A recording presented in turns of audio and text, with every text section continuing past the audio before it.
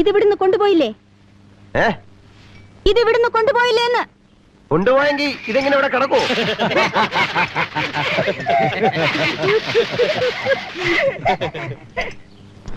എത്രയും പെട്ടെന്ന് ഇതിവിടുന്ന് എടുത്തോണ്ട് പോയില്ലെങ്കിൽ മുനിസിപ്പാലിറ്റിക്ക് സ്ഥലവാടക തരേണ്ടി വരും.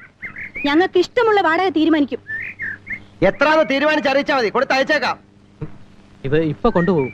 ദിവസം ചുരുങ്ങിയത് 500 രൂപ വാടക കണക്കാക്കും. എന്താ കുറച്ച് കളഞ്ഞ് 10,000 വെച്ച് തന്നേക്കാം.